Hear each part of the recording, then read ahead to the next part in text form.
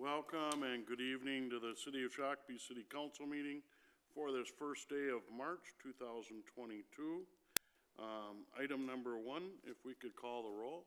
Councilmember Brennan. Here. Councilmember Whiting. Here. Councilmember Contreras. Here. Mayor Mars. Here, thank you very much.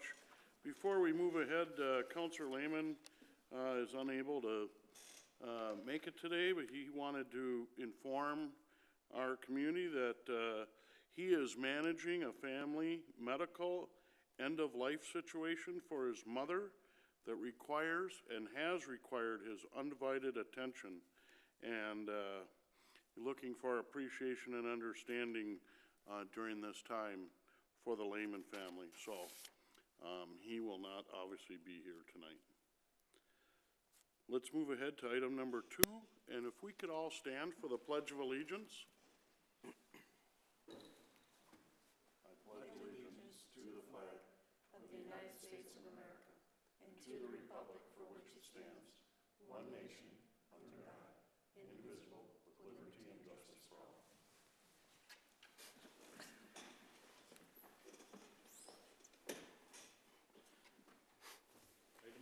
Approval of the agenda. Any changes, corrections, Mr. Reynolds? No, sir.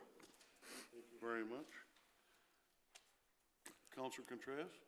Thank you, Mayor. I'd like to make a motion to approve tonight, March 1st, 2022, agenda for tonight. I'll second that. I have a motion and a second to approve the agenda as stated. Further discussion? Discussion? Discussion. All in favor, say aye. Aye. Aye. Those opposed, motion passes. Let's move along here to item number 4, which is our consent agenda. Are there any changes, corrections, Mr. Reynolds? Nothing from staff, sir. Okay. Councilor Whiting? I'll make a motion to approve the consent business. I'll second. Okay, I apologize. I'd like to have 4D3 off of consent just to make a comment on it. If that's acceptable to the motion maker in the second. That's fine. That's fine. Second? Yes. So 4D3 would be off. I have a motion and a second for the consent agenda. If any further discussion, otherwise before we vote, we would read the modified consent agenda into the public record. Mr. Reynolds. Thank you, Mr. Mayor, members of council. These are the consent agenda items for 1 March of 2022. 4A1 approves the city council meeting minutes for 15 February of 2022.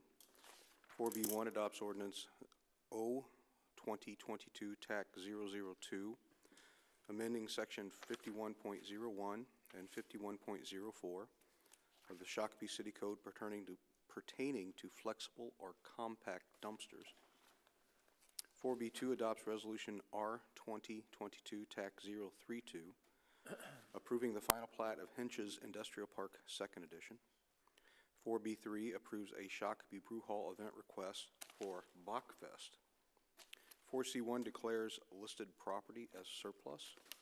4C2 adopts ordinance O-2022 TAC 04, dealing with the possession of catalytic converters. 4D1 adopts resolution 2022 TAC 030, accepting work on the Red Oak Trail project and authorizing its final payment. 4D2 approves the annual park restroom cleaning contract with Treasure Enterprises Incorporated for $36,344.63. 4D4 approves a no parking zone and installation of no parking signs on both sides of Marist Street from 13th Avenue to Hanson Avenue, and on both sides of Hanson Avenue from Stagecoach Road to Marist Street. And 4D5 adopts resolution R-2022 TAC 033, approving plans and specifications and ordering advertisement for bids for the West End Lift Station, Force Main, and Water Main project. Mr. Reynolds, thank you very much. I have a motion and a second for the modified consent agenda. The modified consent agenda has been read into the public record. There would be no further discussion. All in favor, say aye. Aye. Aye. Those opposed, motion passes. Thank you very much.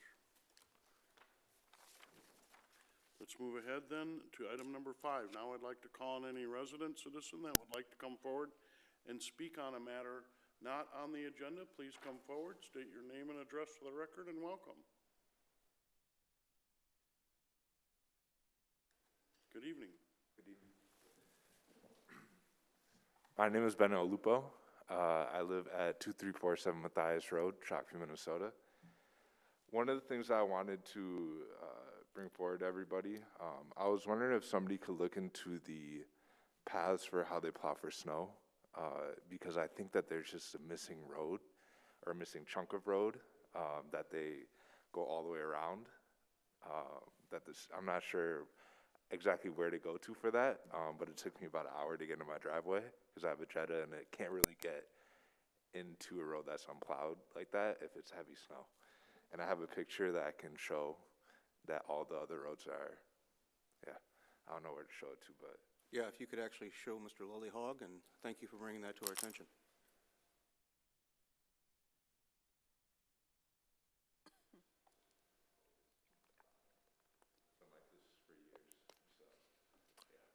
Well, Mr. Loop, what was the name of the road?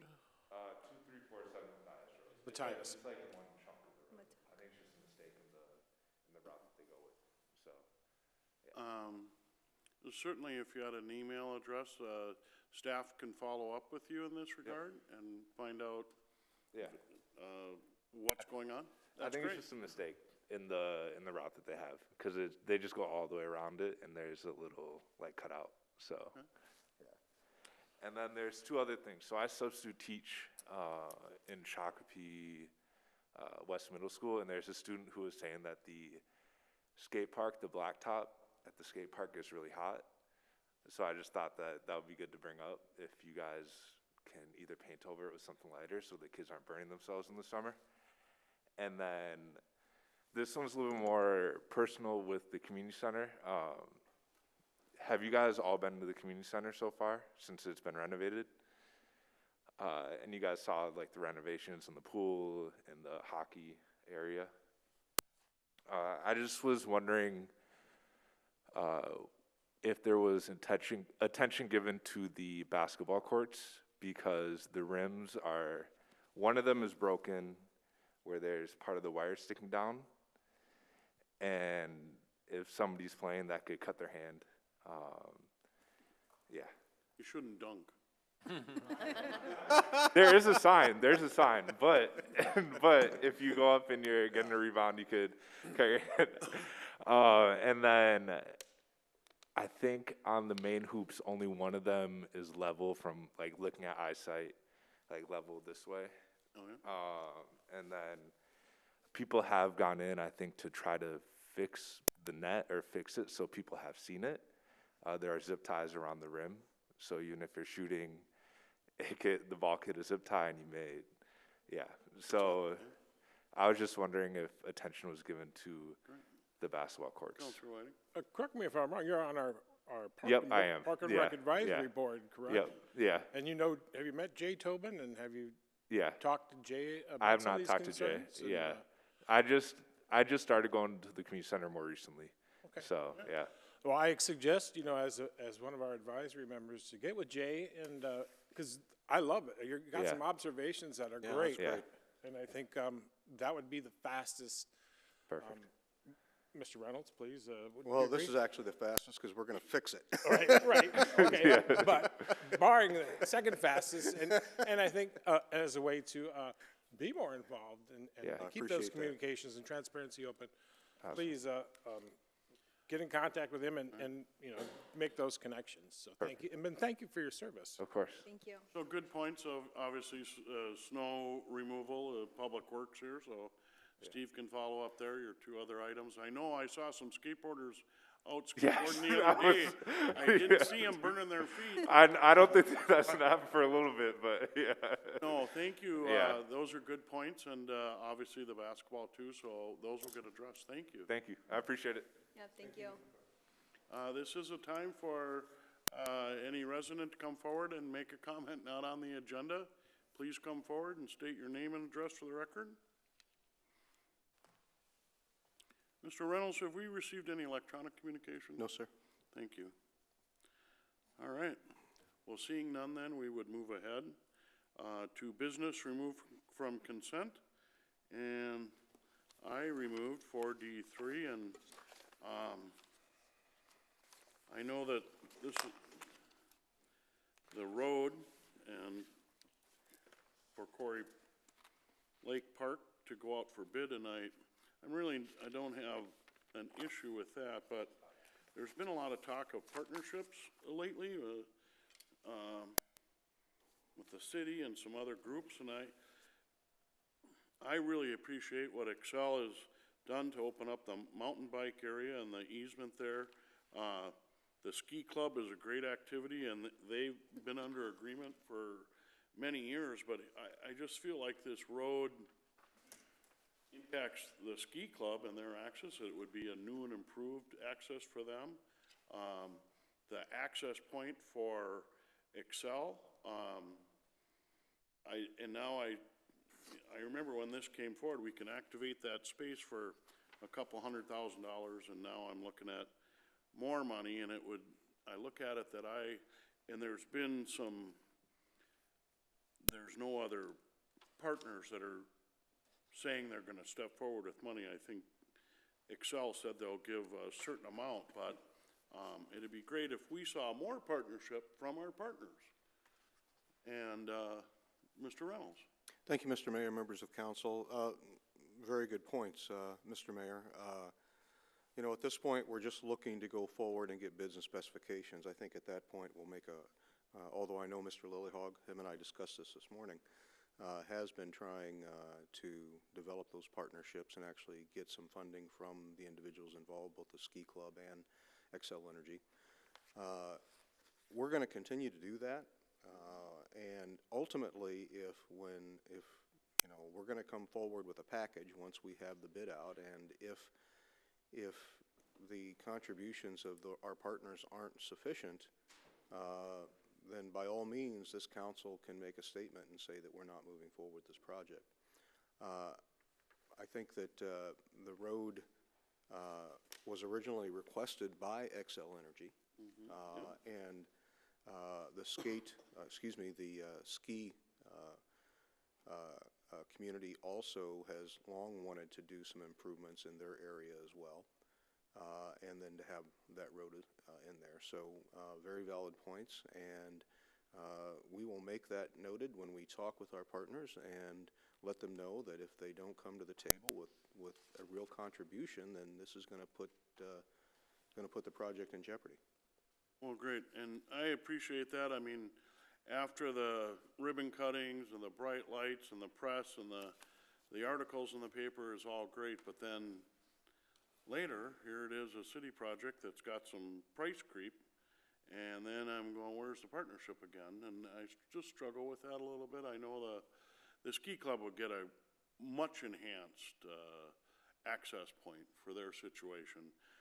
Excel for their heavy trucks, and you know, I think if I'm a mountain biker, of course, that's a gated road now. You know, I'm parking in the big parking lot and riding my bike down there.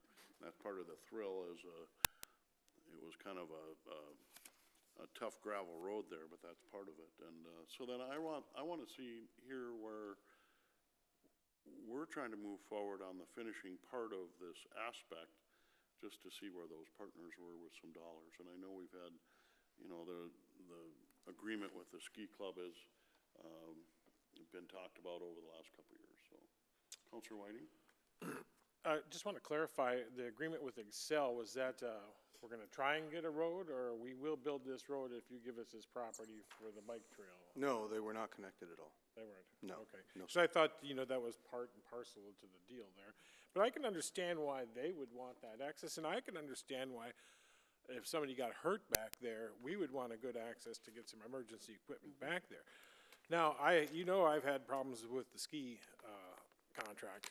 I don't think the city is not getting what we should be getting out of that contract with the ski club. And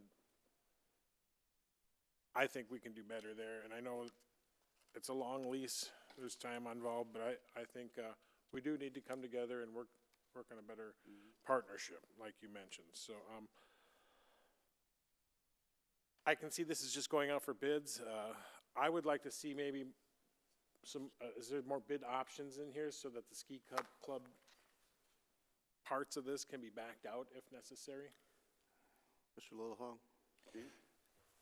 Mayor and council members, good evening, and thank you for this discussion. I actually have a meeting with the Water Ski Association tomorrow. They have indicated their willingness to partner, not necessarily at what levels. They have partnered in the past, upwards of $300,000 plus 10% annual revenue sharing. There have been caveats in the current agreement about paying for 50% of the roadways, all of the costs for the boat access ramp. So we will be sitting down again tomorrow with them with generally those same terms in it, those same expectations. With those caveats, 100% of the boat ramp. That boat ramp is it's about $75,000 to build.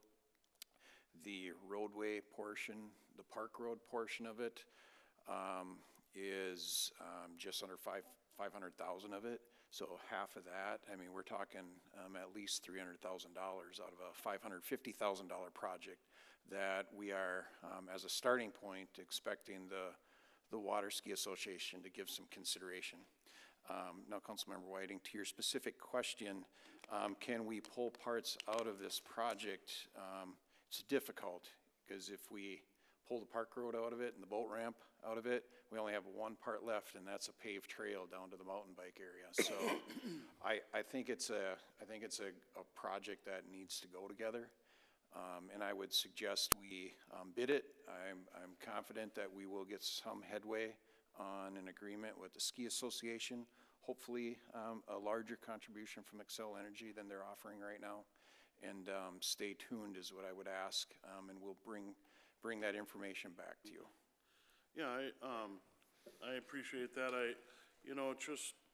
It caught me there when it's scheduled to come out of the Park Reserve Fund, and I'm going, who does this mainly, I mean, actually, the Water Ski Company Association is in the end getting what they've always wanted, an improved hard and a better boat launch and ramp, and that, they waited a long time for that, but the whole idea is we're in it together, and that, that partnership, and for those groups, there's money involved, and Xcel wants a new access for certain situations, and I appreciate that.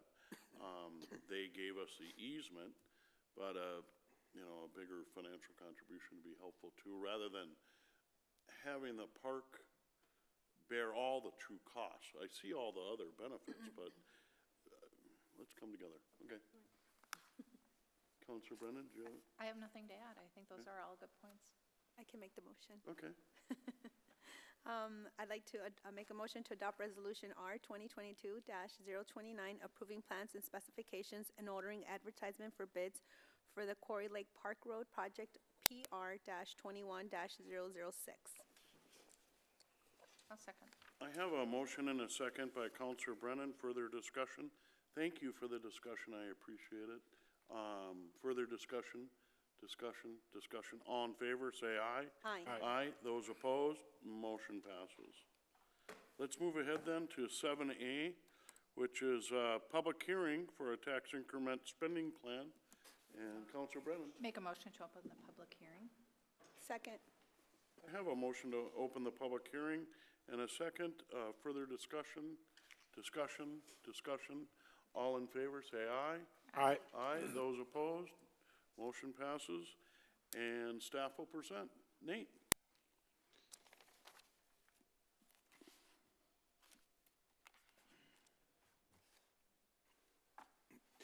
Good evening, Mayor and council members. Nate Reinhardt, Finance Director for the city. Tonight we have a public hearing on a proposed tax increment spending plan.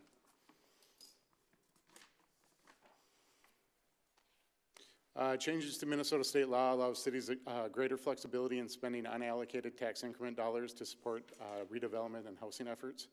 This would allow cities to use dollars that are unallocated, so not required to go towards debt payments or pay-as-you-go payments. The intention is to accelerate economic recovery after the COVID-19 pandemic, create new jobs, and promote new private investment. Here are the available unallocated balances in our tax increment funds. For the city of Shakopee, these amounts are basically accumulated funds from the unspent administrative portion of these tax increment districts. At the end of December 31st, 2021, we estimate it to be a little over $500,000.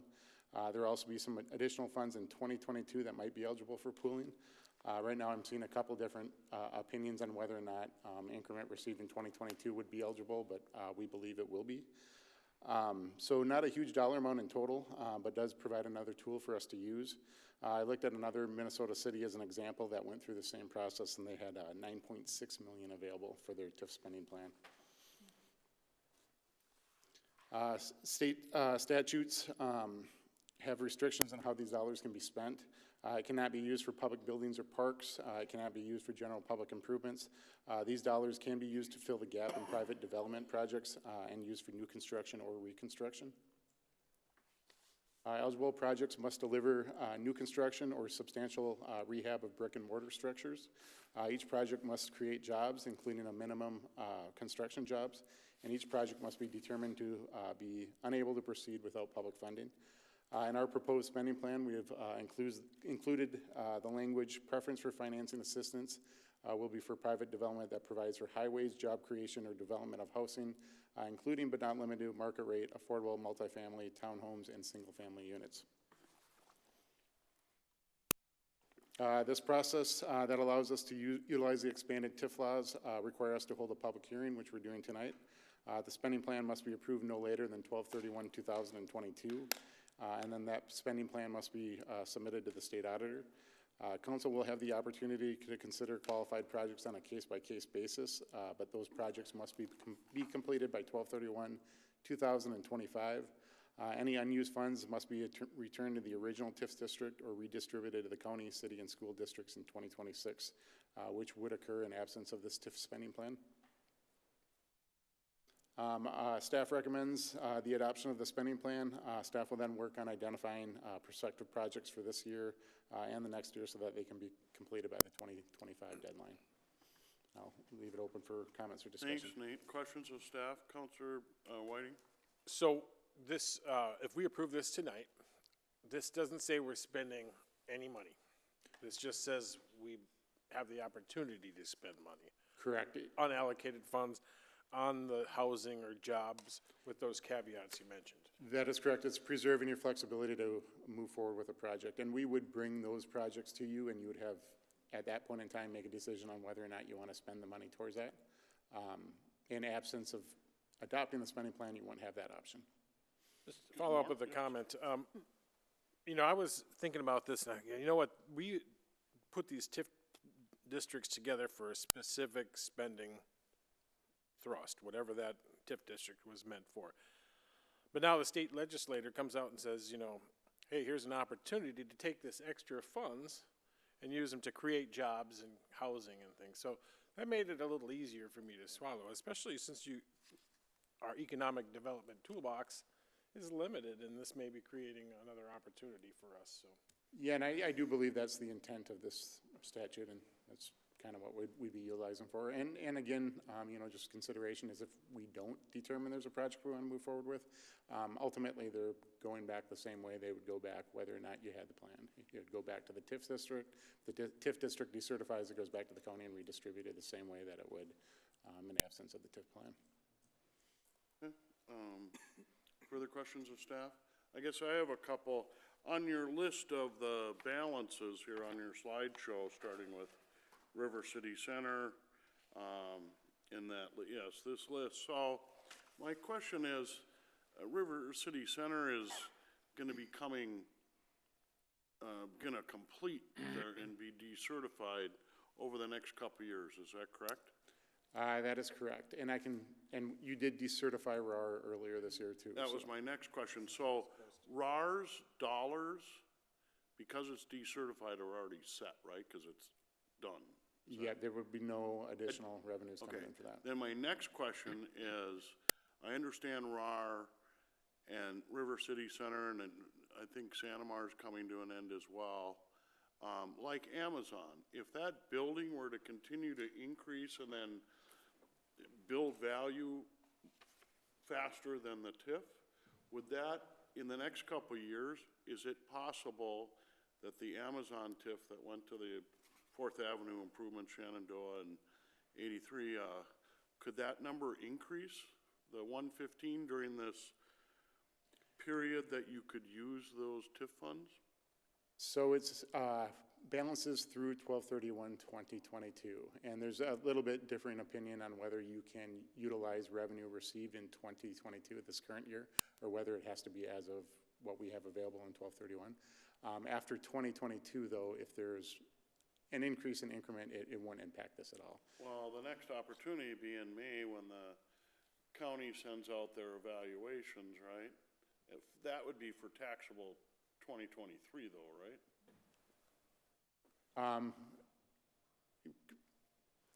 Yes and no. I mean, there will be, so I know what the 2022 number for Amazon is going up slightly. I know that. So it would be that revenue that we're receiving in Cut 2022. to the chase though, that building's going up in value Yep. for 2023, but the cutoff's at 22, so are Correct. we not gonna be able to capture that? That is correct. So how this will work is as of 12/31/2022, we need to pull these funds out of each tax increment district and put it in a separate fund. And then we'd be drawing that out of that fund up until 12/31/2025. If there's still funds in there, then they go back to the funds and then back to the county.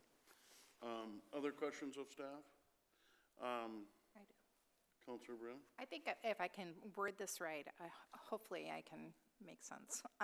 So at the end of the TIF period, and the, let's say, TIF district number 14 is done and decertified, and will that 214,000 be deducted from what is paid to the county and to the school district, or will they still receive the amount that they were anticipating? It's still based on the value of the building at the time, property at the time. Yep, so these are amounts that we've already received, and we, for whatever reason, we didn't have the administrative expenses to utilize those funds, so that's why they're sitting in our TIF districts right now. Okay. So those, as of 12/31/2022, that would go into the separate fund, and then we'd bring these projects forward, and whether they're approved, if they're approved, then we'd utilize these funds, so that if we utilize those funds, it would not be provided back to the county and redistributed. If we did not, then it would go back to the county and redistributed. Okay, so there's no effect on the different other taxing authorities that are involved in the TIF district? Just if Like- we don't use it, it goes back to the other taxing Correct, district. yeah. Right. Okay, It's not going to change what their anticipation is in the next year or two. okay. And this truly isn't extra money, it's part of the administrative expense aspect of each and every one of these TIFs. And the value of those developments have risen faster than the dollars on that were given on the TIF for the public infrastructure or whatever. So it's not really, it's unallocated monies, but it's not excess dollars like there was 30 years ago. But I think this is unique that the state allows this opportunity if you get your ducks in a row, and then you have till 2025 to deploy them if you wish, right? Okay. Further questions of staff? If not, Nate, thank you very much. Yep, thank you. This is a public hearing. Would anybody like to come forward and make comment on this? TIF spending plan? This is a public hearing. Seeing none, Counselor Brennan? Make a motion to close the public hearing? Second? I have a motion and a second to close the public hearing. Further discussion? Discussion? All in favor, say aye. Aye. Those opposed? The motion passes. The public hearing is now closed. Counselors?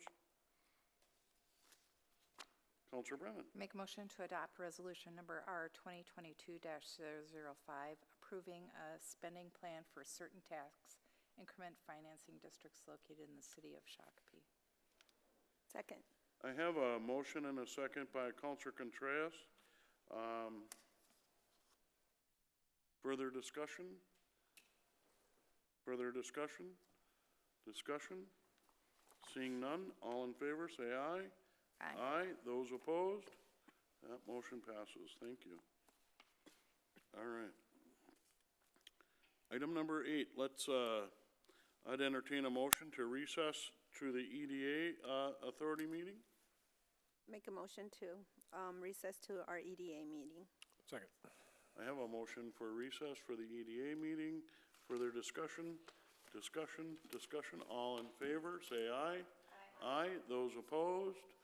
Thank you very much. The motion passes. And Madam Chair, the floor is yours. Thank you. I call to order the March 1st, 2022 Shakopee Economic Development Authority meeting. If staff can take the roll, please. Mr. Lehman is absent. I would like to have a motion to approve the agenda. So moved. Second. Whiting and second by Contreras to approve the agenda. Is there any discussion? All those in favor say aye. Aye. Those opposed? Motion passes 4-0. Next on the agenda is item number 3, which is the consent business. And on the consent business are 2 agenda items, which are the EDA minutes of February 2nd, 2022, and the mirror of the motion that we just passed for the tax increment spending plan. It's your turn. It's your turn. Madam Chair, I'll make a motion to approve the consent agenda, and again, just for the public record, that it does have the tax increment spending plan that is a mirror image of what we just discussed and voted on at the city council level. Right. There's been a motion and a second by Contreras. All those in favor say aye. Aye. Those opposed? Motion passes 4-0. Next on the agenda is number 4A, which is the amendment to the contract of the Shakopee Chamber of Commerce. And Mr. Kursky is speaking tonight. President and board members, so this, we've been talking with the Shakopee Chamber of Commerce for a few months. They're on their 5th Main Street director, and so in discussions with them, our staff's a little bit more around and engaged in the downtown, so the suggestion was to move our funds over to events, and they'll concentrate all of their efforts on events. And then Jen Brewington, who's our economic development specialist, will continue to work with the downtown merchants and building owners. Any questions for Mr. Yep, Mr. Whiting? So is the city's or the chamber getting out of the Main Street program? As President, board members know, so they will still be the official designee for the Main Street program, and they will also attend, those meetings. But right now, when there's an issue downtown, they don't call the chamber, they call the city. And so it'll just be, I think, a little clearer, but they'll still be the official Main Street organization and still be able to receive, I think there's $5,000 or $10,000 available to all the Main Street organizations this year for special projects. So we spoke with the chamber. Potentially, they may pay for some more benches downtown or bike racks. There's a mural that people have wanted for years, so they're trying to get some money raised for that. So they will still be actively engaged on kind of the funding side and on the event side.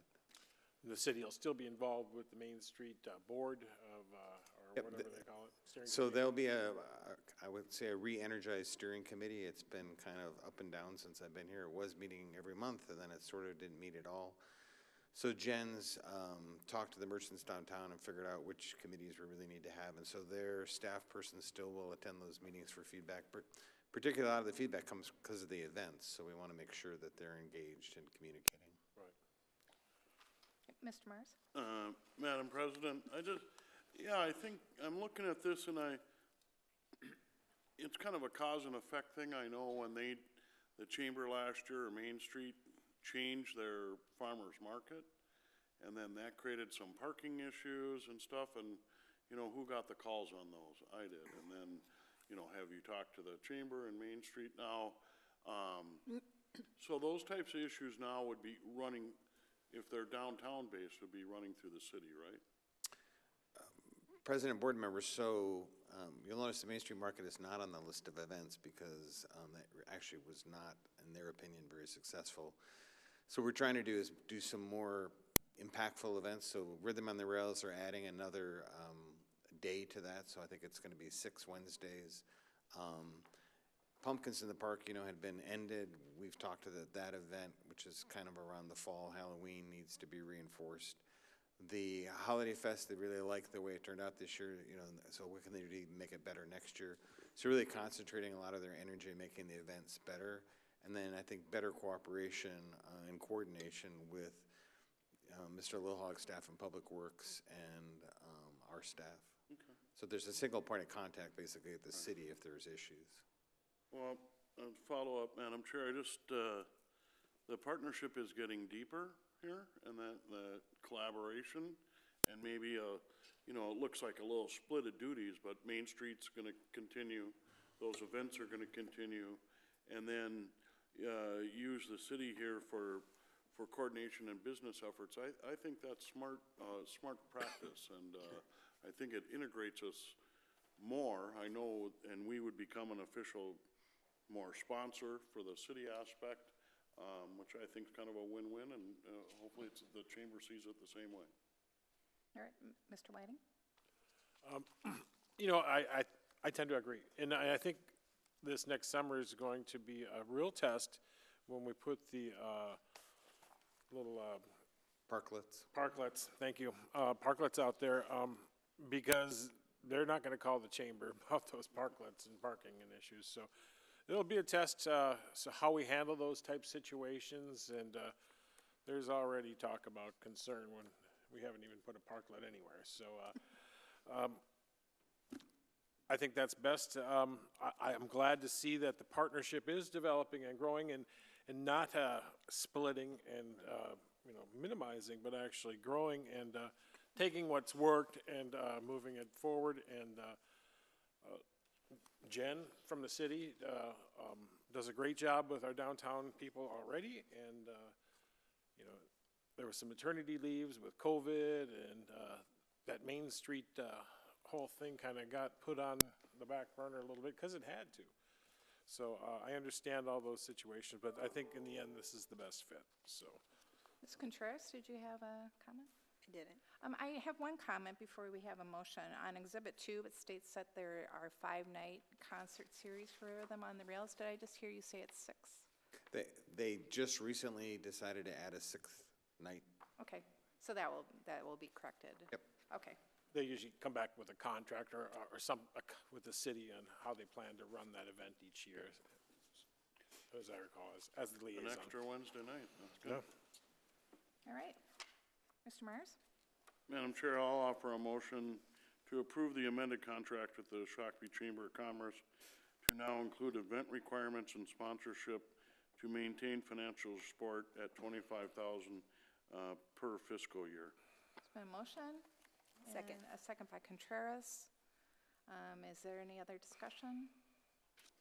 All those in favor say aye. Aye. Those opposed? Motion passes 4-0. Next on the list is the EDA bill list. Is there any questions regarding the EDA bill list? Okay, then next is item number 6, which is adjournment to Tuesday. Mr. Mars? Madam Chair, I'll offer a motion to adjourn the Shakopee EDA till April 5th, 2022 at 7 p.m. Second. Motion and a second. All those in favor say aye. Aye. Those opposed? Motion passes 4-0. We adjourn. We'll reconvene the City of Shakopee City Council meeting for March 1st, 2022. We have just completed our EDA portion of our meeting, and we're moving ahead here to 10.8.1, which is the Southern Shakopee AUAR, and staff will present. Good evening, Mayor and Council. So this started about a year ago when there was some discussions from the development community about this area, and working with the Met Council, you all approved a contract with Stantec to look at this. In the process, some of the land was acquired by the Shakopee, Minnetonka, Sioux community, so it was removed from the AUAR.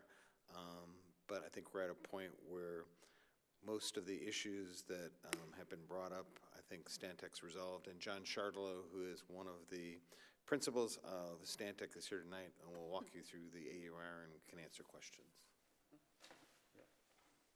Thank you. Welcome, Mr. Chardlow.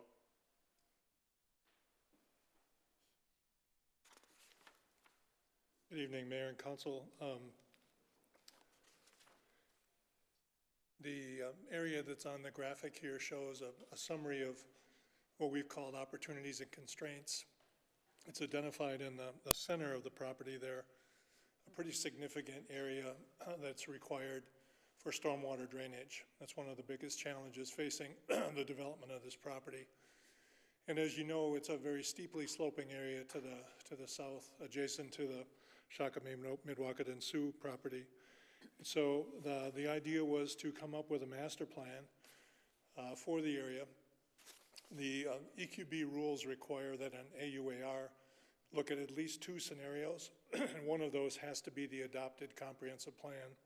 In this case, both of the scenarios are consistent with the city's comprehensive plan because all of them are low-density residential. So this is, again, existing conditions. It shows the area that has been identified through analysis as inundated with stormwater and needing to be improved with public improvements. Mr. Kursky noted the fact that when we started this process, the area that's delineated in red was part of the study area. And during the time that we were gearing up and doing the project initiation, the city was notified that SMSC had purchased that property. And we've been cooperating with them and coordinating with them, but their land is exempt from state-mandated environmental review. So one of the key issues, as you would expect with a property of this size, is transportation and traffic. One of the big changes was that there had initially been a significant access point that was going to occur on County Road 42. With the acquisition of the land by SMSC, that connection was eliminated. So this is a graphic that shows the 8 major intersections that were studied as part of the AUAR. Again, I mentioned that there were 2 different scenarios prepared. The first and preferred scenario is the one that's shown here, which is basically designed with fewer cul-de-sacs and a more continuous roadway system. There's a couple of important points there. The connection to Wood Duck to connect over to the county road was an important connection. So I want to just, in the interest of time, explain that what an AUAR is the draft document, the draft AUAR, and then all of the comments that we receive from public agencies and the public, and then our response to those comments. So the final AUAR is the draft AUAR, the comments, and the responses to the comments. So I'll just give you a very quick summary of the comments that we received. The Metropolitan Council indicated their preference for the compact nature of what we called our preferred development scenario. There was a property owner who was represented through an attorney that expressed concerns related to what they felt was a disproportionate burden of stormwater management on their property, and also concerned about runoff from off the site that was coming onto their property. Part of the response to that comment was to notify them that SMSC is intending to put their land in conservation. So if they were to develop that property, you would expect the increase in stormwater from the impervious surface from roofs and streets and so forth. They're intending to actually use it for grazing land for bison and some prairie grasses and other things that would actually result in a net reduction in the amount of runoff. There was some question about the guidance in the comprehensive plan and the subdivision ordinance and the other official controls. And so those responses were really just clarifications to the commenter about what the AUAR is versus what the comprehensive plan is and how the development process would proceed, and clarification and confirmation that all of the city's official controls would be imposed at the time of development. There was concern expressed by one of the property owners that this was going to result in a net reduction in the density available to them on their property. And I believe that they had hired someone initially to do a preliminary design for their property, but that preliminary design for their property didn't take into account the need to solve the regional drainage issue. And so what we said there was, we reassured them that, that there will be a solution to the entire drainage issue, and that all of the property owners will be treated fairly when they come in for development. Some discussion about sanitary sewer and water connections, and those were just clarifications. Some concerns about the routing of new roads. We explained the reasons why the roads were the way they are. There was some question about seeing more forested land maintained and the use of low-impact development techniques. And we clarified that there had been a comprehensive natural resource inventory and assessment done for the entire area, and that there would in fact be, in the mitigation plan portion of the document, intention to meet the same objectives. Metropolitan Council, SMSC, and other commenters requested more analysis and recommended actions related to stormwater management. Again, we clarified the amount of work that had already been done and clarified what the process will be going forward. And then Scott County and SMSC both indicated support for a new signal at 83 Valley View Road. So we feel confident that we have responded, that the city will have responded appropriately to all of the comments that have been received. I'm happy to answer any questions. Questions of Santec, Mr. Shardlow? I guess I have some questions. I was contacted too by a landowner in this area in the stormwater and the Shakopee Mdewakan Sioux community. So if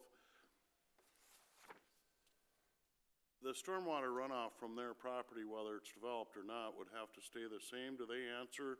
If they built that out, there's still state guidelines that said you can't pour all your water onto something else. You got to hold it back and keep it at the same rate, right? That's correct. Is the Shakopee Mdewakan Sioux community bound by those rules of the state on that stormwater runoff? Steve, do you know that answer? Steve? Mayor, council members, if I could answer that, you know, they have their own stormwater permitting through the state, but as a city, we also have the Prior Lake Outlet Control, the PLOC agreement. And this area falls within that, so through that extensive agreement, there's modeling through this area, so they are required, just as a city, just as Prior Lake is, to maintain certain discharge rates from their parcels at culvert crossings, roadway crossings. So we have those caveats on their property where they cannot increase. And a matter of fact, they have to maintain a pretty stringent rate and outlets from their properties onto, you know, across their jurisdiction. So we have pretty good controls on that. I know that area down there, and a lot of that water travels from south to north across 42 and over by the old landscape company. There had been flooding there as well. You brought up if the Shakopee Mdewakan Sioux community keeps that natural and if they're going to bring bison there or whatever, but you said that would reduce the runoff. It's currently not developed now. I was just interested in how we would think that their more naturalization of that land would reduce the current runoff. I was comparing it to a developed state. Oh, okay, okay. So reduce it from what it would have been if it had urbanized. Right.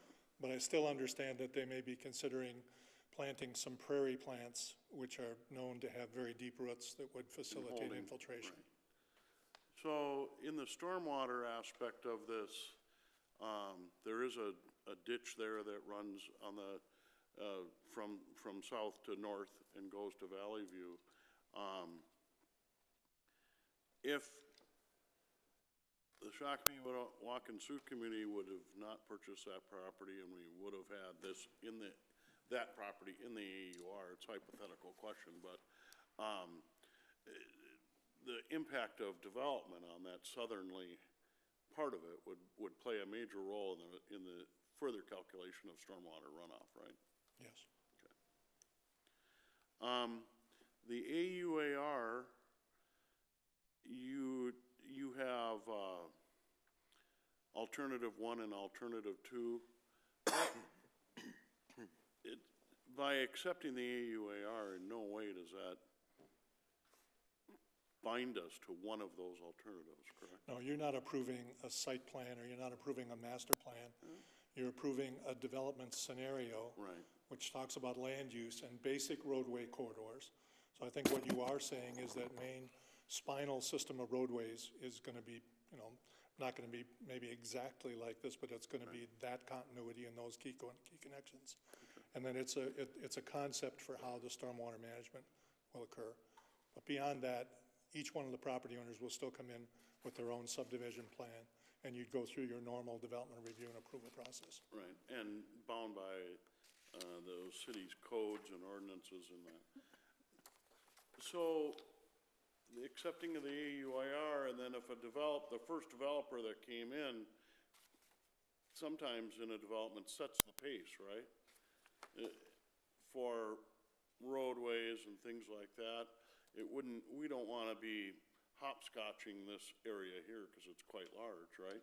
We would want orderly development. So Mayor and Council, one of the reasons to do the AUAR is so that you don't have that hopscotching, that it is orderly, so that everyone knows. It's very similar to what y'all did on the west end, where you decided, working with the county, where 17th Avenue would go and where the bluff parks would be and other things. So in this area, there's certain parts, as Mr. Charlotte pointed out, that cannot be developed under our current code. Those were highlighted in pink on his slide, which is a large bluff area that abuts the Shakopee, Minnetonka, and Sioux property. The other thing is there's a very extensive traffic analysis that was done.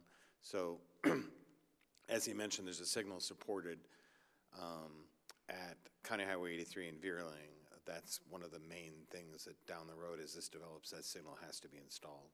And the county's already set the intersection into this property on County Highway 83, and so I think the main point is the connection to Wood Duck from that intersection, and then all the other traffic goes down to Valley View, and that's why that signal is needed. No, I looked at that, and I think the Valley View to 83 is fine. You know, the roadway of Wood Duck, I drove all around that whole area last week and getting a handle on this as well. So, but I just read that alternative 1 or alternative 2 is not set in stone by accepting an AUAR. Mayor, that's correct, but I think the Met Council, this is the first time I've ever seen them actually send a letter back that said that they had no additional comments and endorsed kind of that scenario number 1.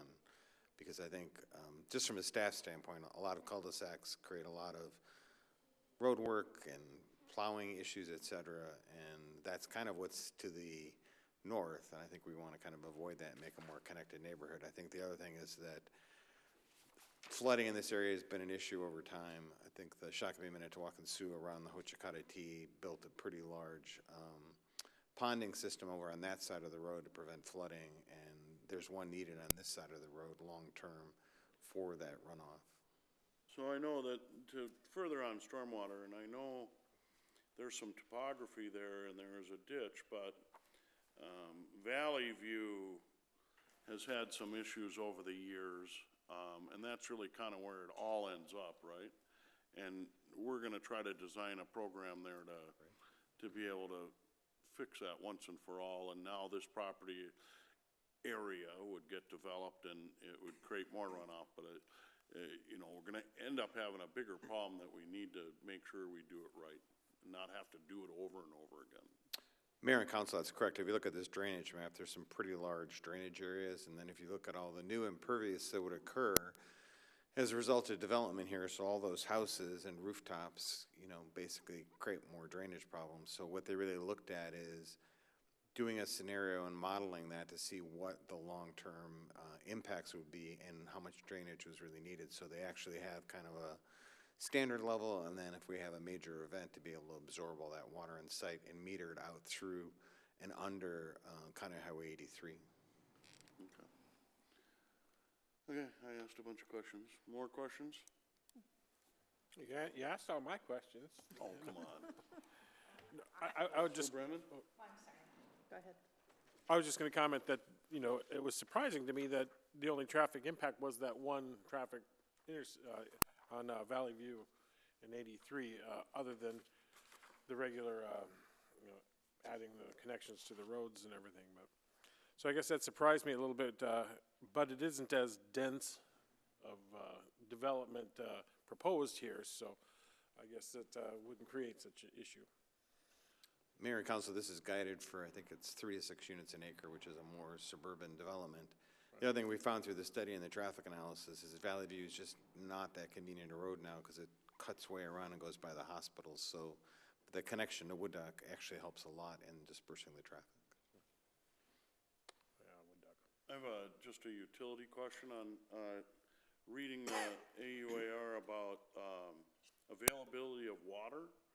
And was it suggested that for the full build-out of this entire area, that another tank would be needed from the public utility off of their Wood Duck, trail, which I think, I served on that board, and I think they bought enough land to have another tank in the future too, but. Mayor and council, they had planned on adding that tank if and when other development occurred. Right. And we've talked to them. Their concept plan right now is they would run it hopefully in cooperation with Excel along their current easement, so they wouldn't have to tear up Wood Duck or any of the area there. The tank was at the same location, you said, as the Wood Duck? Yeah, right. Okay, more questions of staff? If not, thank you. I just have one. Has the planning commission taken a look at this and? Mayor and council, yes, and they passed a resolution support onto you. Okay. So that is a change. They never used to see these, but now both EAWs and AURs are now going to the planning commission first. Okay. More questions of staff? If not, thank you for your presentation. The Howers are in the audience, and I know this is not a public hearing, but if you'd like to come and make further comment, take a minute if you'd like, otherwise.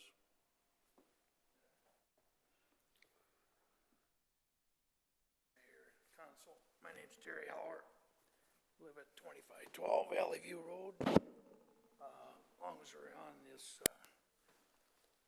drainage ditch, discussed it several times with the planning board. That from the flow from the south across 42.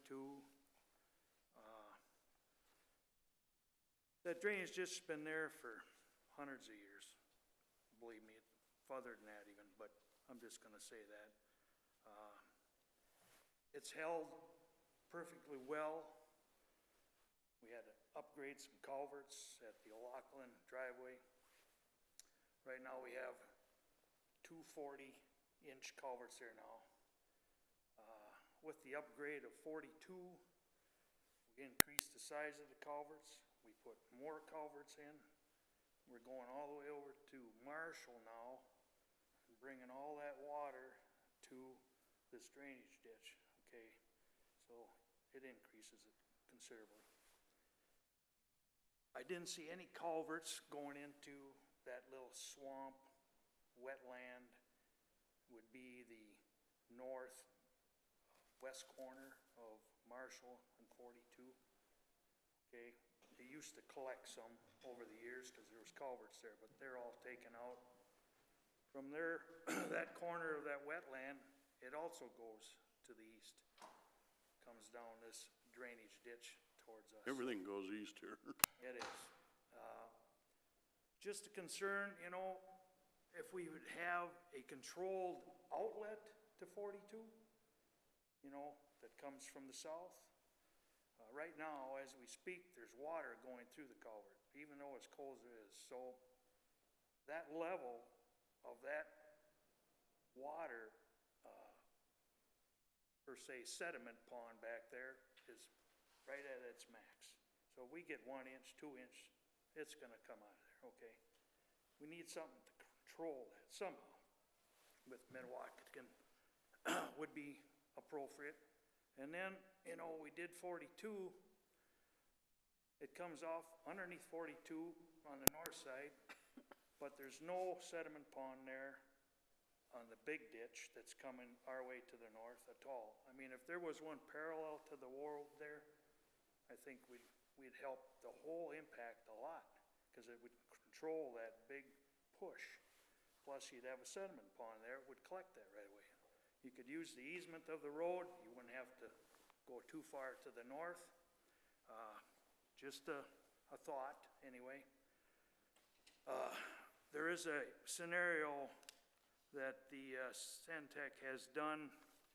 I think it's A. I don't know if you have that in front of you. They want us to collect that water and put it in a holding pond, a sediment pond on their property. I think that's totally out of the question. I mean, why should somebody else's water come onto a person that doesn't have any water coming in and collect that and then move it on towards the east? Right now, the water goes towards the east. They got sediment ponds on the east side of 83. It's a great design the way it is now. We'd upgrade our culvert system. There wouldn't be no flooding. And we haven't had flooding for several years since city's been doing a good job. The public works, they've been steaming the culverts out. Yeah. Everything's been working good.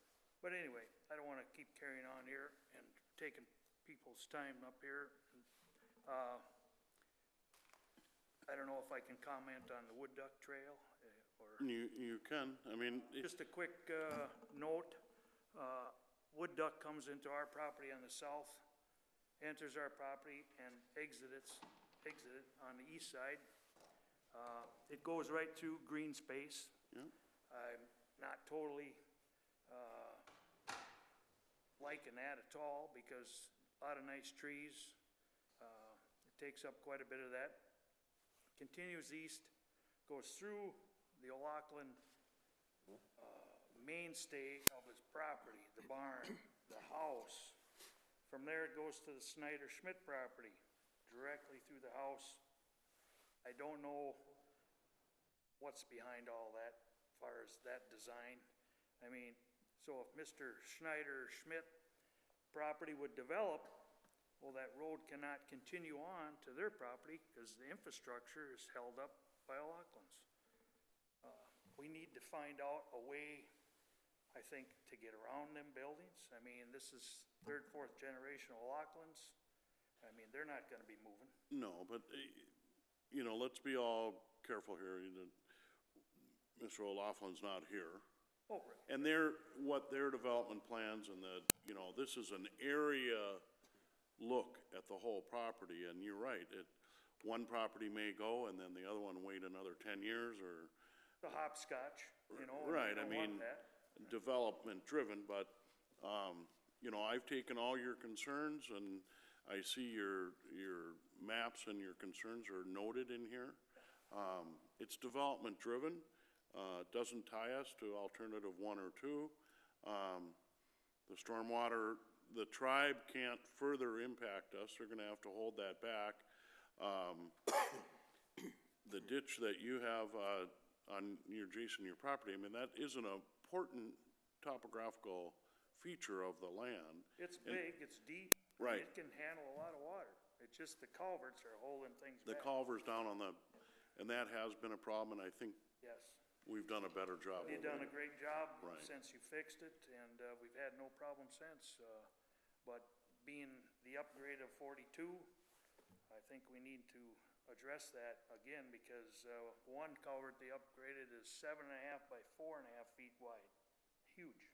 Plus we got about 2 more 2-footers that are coming across 42. Right. There are two sediment ponds that were built over there, so that helps a little bit. It's more toward the east. Small ones helps a little bit. But with that said, you know, I just want you guys to note that what the issues are, and I think if everybody works together, I think things can be done properly. So, Well, I appreciate it. Are you gonna come forward with a developmental plan in the next year? within a couple of weeks.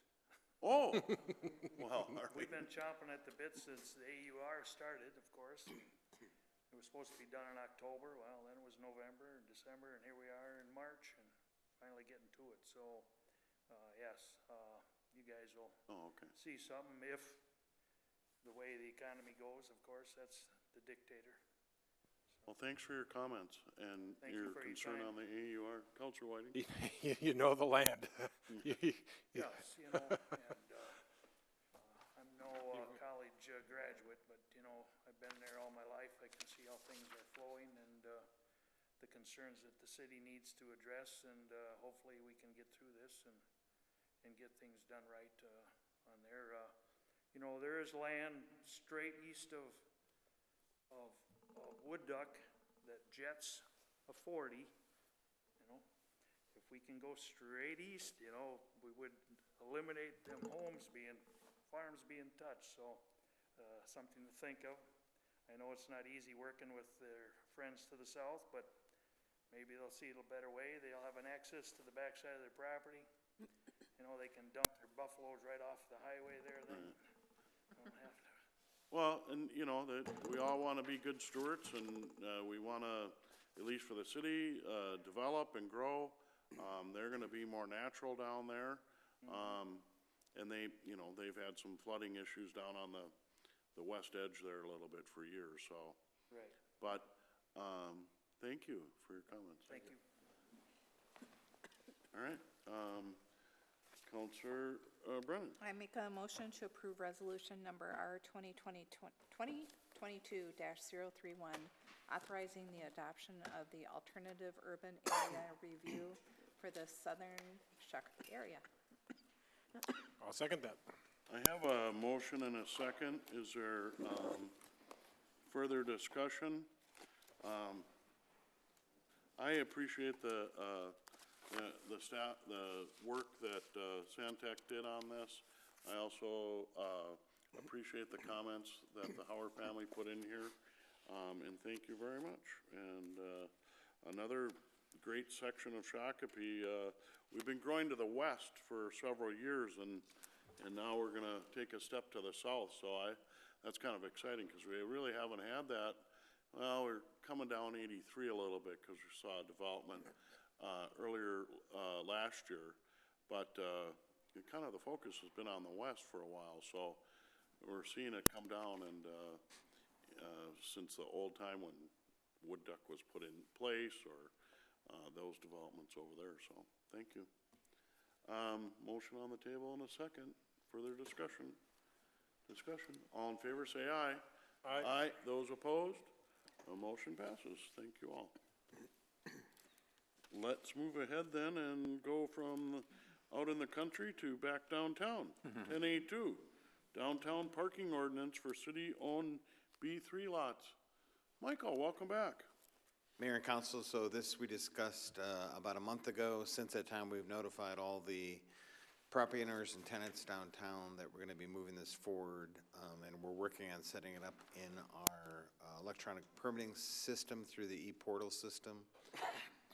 The only issue that's come up is one of the businesses downtown parks their commercial vehicle basically 24/7 in one of the spaces, and they wanted to know if they would be considered residential. I think that's one of the issues. If you allow one person, we're going to have a lot of commercial vehicles now using the lots 24/7.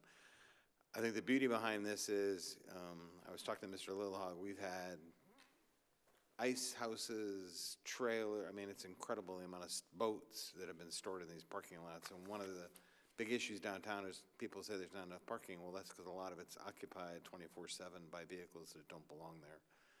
We have other commercial businesses that are parking vehicles overnight for service in our lots, or days at a time. So I think this will help and try and regulate some of that.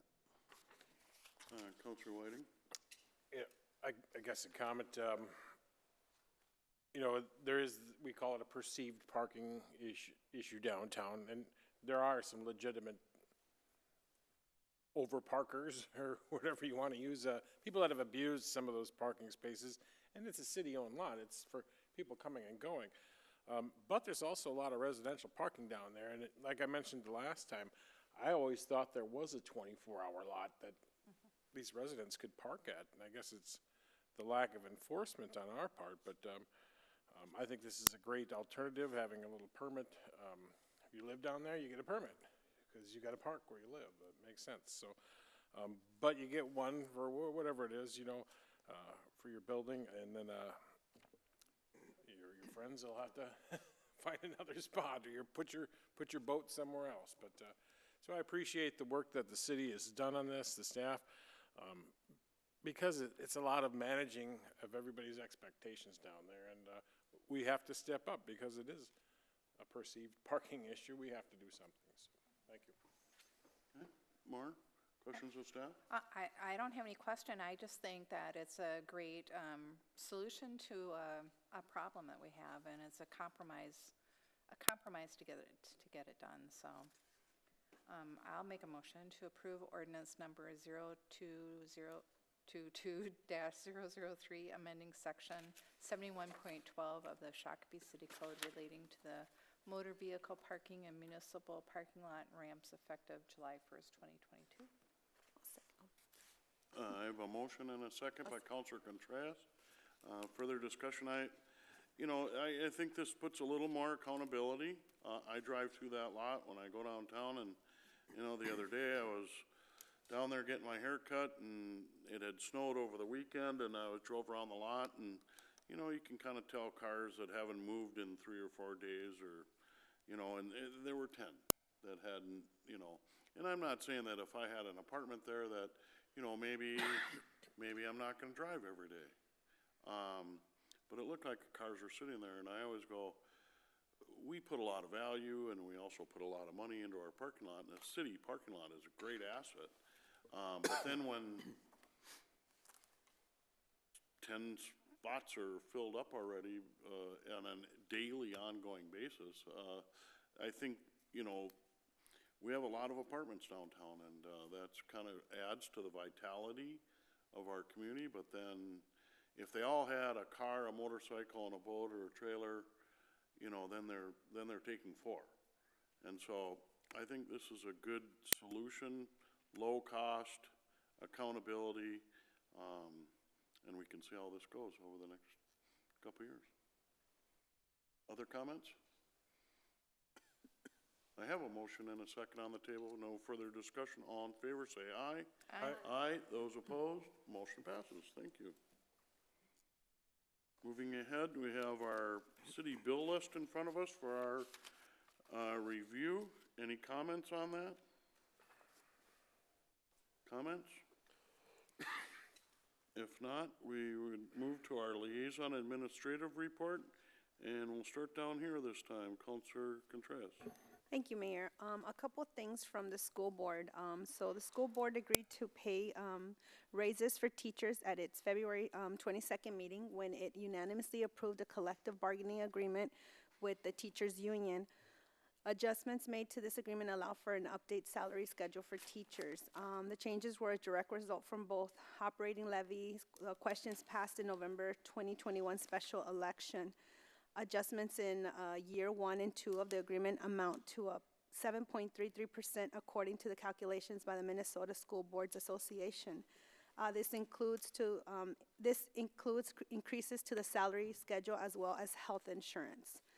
Another one, the school board is accepting applications to fill the seat recently vacated by Paul Christensen as specified in the Minnesota statutes.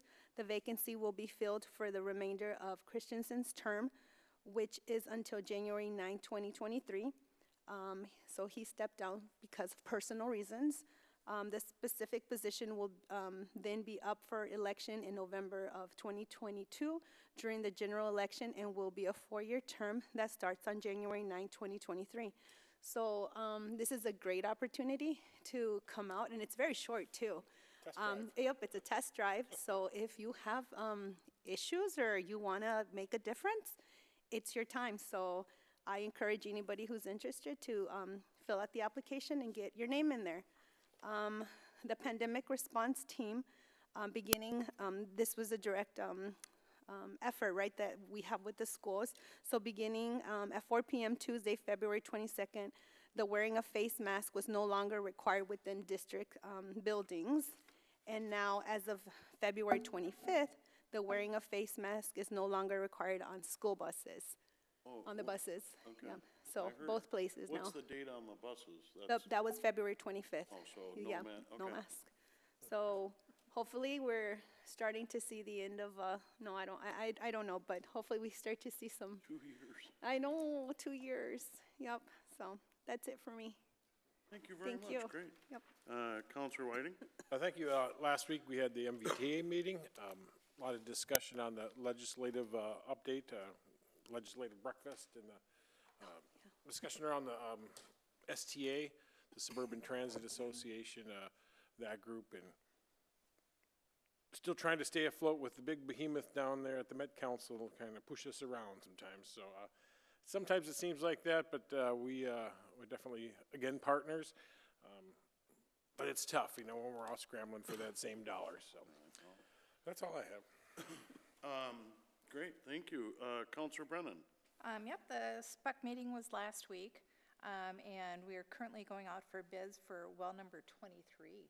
Well number 23 will be in the same area as the new tank, water tank. A few months ago, it was determined that in order to proceed with AMI, that we needed a new customer service, billing, finance, HR. What's, for everybody, what is AMI again? AMI is automatic meter, what's I? Reading. Information, no, Yeah. that's right. But we need a new software system in order to proceed with that. So we're going out for bids with, we've accepted bids, and then that will be implemented through 2023. So it'll be a while yet before AMI gets going, but we're working on it, so. That's great. And we had our quarterly investment review, and we had hired a new investment management company at the end of last year, so they were in to talk about the economic and market update as well as our investment performance review. I also attended the Scott County workshop today, and they talked about, I really wish that they would have their workshops live, because it'd be much beneficial to have that information out to the general public, other than just showing up at the meeting to observe it in person. So they had 5 topics that they covered in their workshop. One was the mental health crisis center that they're looking at, and they're just being in conversations on that. They had a presentation by the CDA on their strategic plan. They had a lot of conversation regarding the Shakopee Library. I wasn't able to stay for the RTF conversation, and they had some conversation regarding County Road 42, which I wasn't able to participate in. So I would like to encourage the Scott County to have their meetings available for the general public to view online, and yeah, that's all I have. Yeah, Counselor. A question about well 23, and I think I can tap on to some of your experience. As I recall, when they do the wells, they'll drill that well, and then they'll test it, see if they can actually use the water. Or I think there's been maybe 1 or 2 that the water quality may have not been where we wanted to use it at. Is that correct? Yep, and those wells are not used, and they're only used in emergency situations, but yeah, we don't use those wells. So we'll drill this, test it, and see if it's worth putting into the system. So. Right. Okay, thank you. A couple items here for me. Attended the IWG last week. I brought up the purchase of the O'Dowell Lake area that was put out in an email today, so that's a big section there, a couple hundred acres. Also a little discussion on the amphitheater, and a lot of excitement on that, so that was great. Also toured DEMCON with a couple council members over on our west end there, and DEMCON does the recycling, and they do construction material. They do a lot, and that's a pretty cool company, and I think it's a real asset of our community to watch that whole process of the recycling and the amount of volume they go through, every single day. It's just almost nonstop. It's not 24 hours, but, I think as citizens, residents, we need to learn to become better recyclers and more careful. They talked about the contamination of, at 10%. We could all learn to be a better recycling of what is and isn't, and just don't throw stuff in there that they talk about like garden hoses and ropes and things that would never be recyclable in that area, right? And then they clog up the machinery and the machinery gets down and they gotta, but I just found it very fascinating, the amount of work that they do.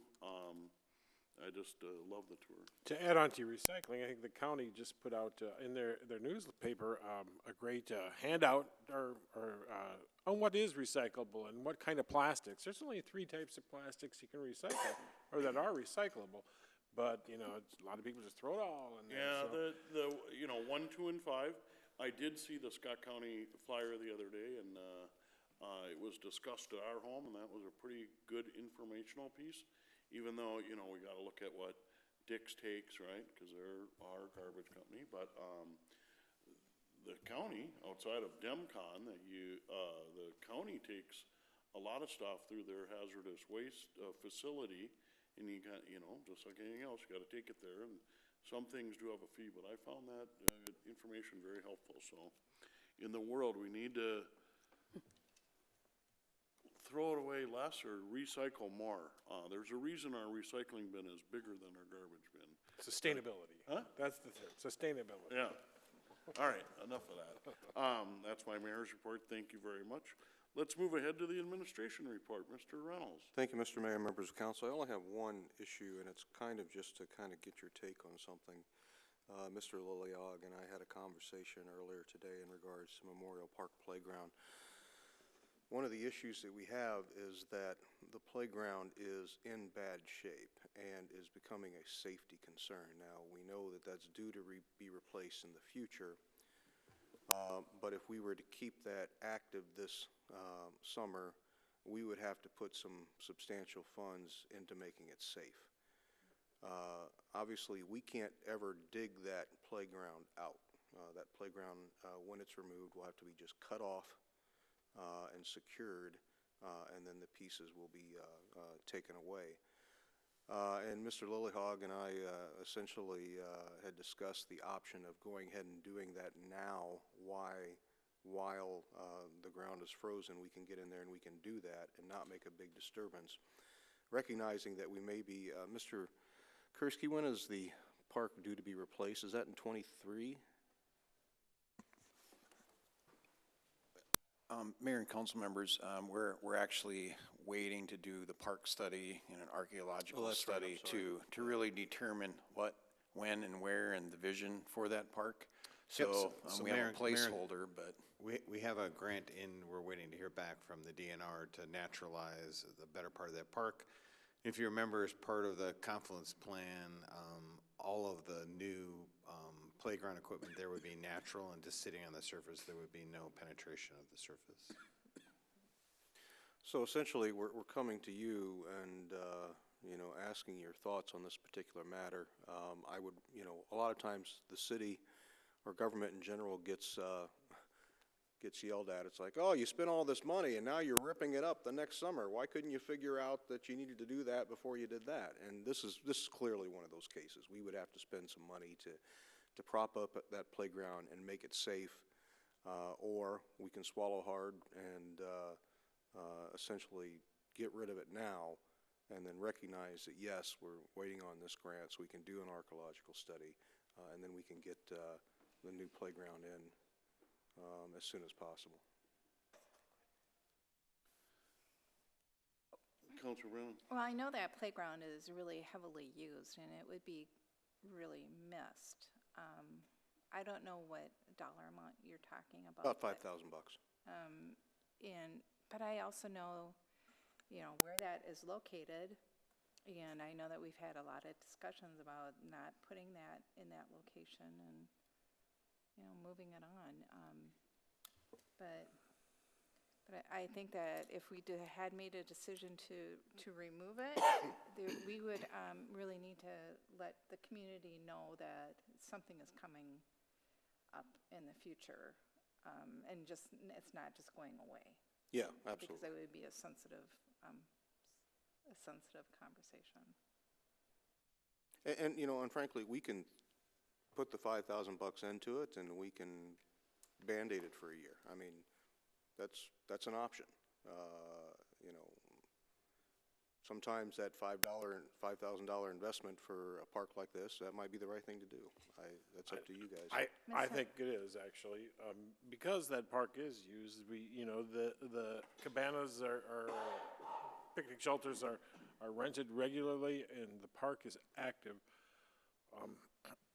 I just hate to see it go for one summer without having something for the kids to do through those, you know, little picnics that they have. So I would suggest throw the $5,000 at it, put a plan together, let's do it right.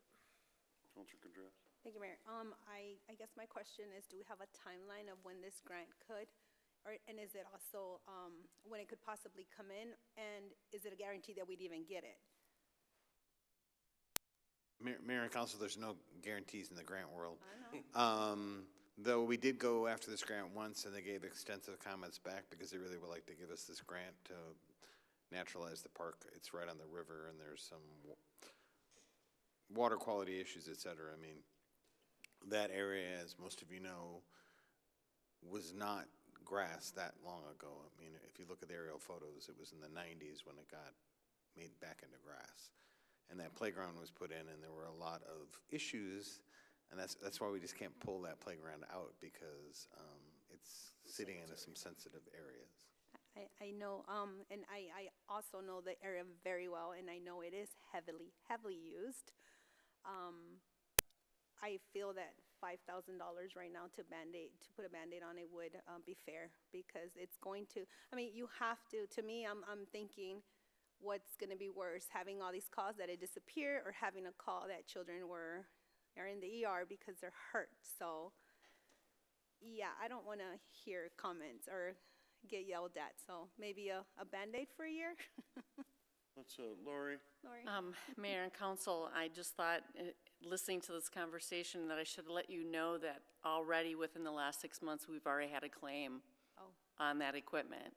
So a grandfather was on that equipment with his grandchildren and had a head injury because of a piece of wood or a beam fell and hit him in the head, and he was taken to the ER and had to have, so, you know, I want you to take that in consideration with your decision. So that's just the beginning, so.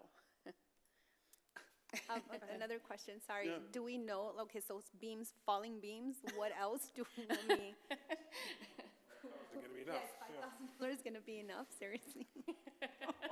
Right. Yeah, Mayor and council members, not an easy question. We do routine inspections of that equipment, and we can hang and shift and shake things, but the bottom line is it's old. The bolts and everything holding it together, they're getting to be rusted, and that was the issue. We did our inspections, but we can't see the integrity of the mounting hardware, the bolts. In this case, they were suspected to be rusted through, and that's why it failed. So there are things that we can't prevent, and we certainly just don't go proactive replacing all the nuts and bolts on this equipment. So that's why our recommendation was to remove it, because it could happen again. To expand on, you know, what the $5,000 would do, we have to replace the mulch, engineered mulch in the playground, because it's deficient right now. So that's step one we would do, and then we would do a little more detailed repair on some of those mediocre type of repairs that aren't failed yet, but to make sure to try to prevent some of those issues that we're having there. We've removed some of the features on that playground already because they're just not really repairable at this point. So we're losing all the playground features as the years go on. But I mean, I would expect if we did remove it now, that there probably would not be a replacement playground at least for another year, because to dig anything out there, we have to go through, and I just experienced this with the Memorial Park Bridge, a full archaeological study. It's a cemetery. So we cannot touch a speck of dirt out there without involving archaeologists and going through all of that state permitting, state archaeologist review. So it's extensive. So that's the full picture. It's not, wasn't an easy decision, but and we'll honor what your direction is. So. And Mayor and Council, that the new playground is getting moved up closer to the road by the picnic shelter, so it will not be in the same location. Same location. Not, Right. not in the same Right. location. It'll be up along where the road is, where the kind of duck pond is, and there's a big shelter there. It was designed to be in that area, and again, it's not, it's just basically laid on the ground, not, it's heavy enough that it's not gonna go away, but it's designed, to not penetrate the ground whatsoever. Yeah, you know, I struggle a little bit with the failure and then the timing matching up with the CIP and then the opportunity, the challenge of having that void, right? And especially at, you know, one of our more premier parks and the use and the draw there, and that's a tough situation. Could we see this back on our next council meeting? Or is this, you want consensus and action now? Yeah, I think, you know, I don't think we need a council action. I mean, we can, it's $5,000, we can invest that into it. You know, the staff can spend up to $25,000 if necessary, with our authority. So, I mean, we get the general idea, and, Okay, Michael? And Mayor and Council, we can, Alyssa will be here at the next meeting to present the skate park, which will no longer be asphalt, so that won't be a problem. But we can ask her to take a look and work with Public Works staff and our suppliers to see how long it would take us to get the playground and what the cost would be. Just ballpark. We have a state contract. We can find out what it would cost for the new one. Okay, Councilor Brennan. I do have concerns that now that it's been brought to our attention and we don't address it, that it will be an issue and, you know, it will come back to us that, you know, we decided just to do a Band-Aid and fix it for $5,000. So I'm not really, you know, well, I'm not totally for it and totally against it. And I'm sure that a $5,000 repair by the Public Works would make it so that it's safe, but I'd hate to have somebody say, you know, now that it's known that, okay, I fell and got clunked on the head. well, we've known it's been an issue for a while. Yeah. And if, when we get in there and we start taking a real intensive look as we're trying to repair, if it's not repairable, we're done. You know, we're not going to, you know, have it stuck together with duct tape and Yeah. Band-Aids. I mean, it needs to be structurally integral. If not, then, you know, we're not going to be able to do it. Right. It needs to be safe or get rid of it. Yeah, right. And so right now, we believe that there are certainly some issues there. And, you know, we can go down there and take a hard look at it. And if it looks like, you know, this is going to be more of an issue, because we don't want to be in that position. Right. You're exactly right, Counselor. Right. You remind me if we can use Corona dollars on something that's in a plan. We could actually use that for that. And Mayor. Could we actually purchase it in that amount of time, though? I mean, we have to put the plan together. I mean, we don't, it doesn't work that fast. We could. And one other point, it's why are we talking about this now? It's because the ground is still frozen. So if we were gonna go pluck that playground out of there without impacting the ground, we wanted to do it when it's still frozen. Right. So our window is about that big, so it's not an emergency, but, you know, our fallback would be if we had to close it down, we would put a fence around it, and we would try to remove parts of the playground where we wouldn't be disturbing any soil if it was thawed out, so. Can we get some information about fast tracking the replacement? Yeah, we'll have that. Yep.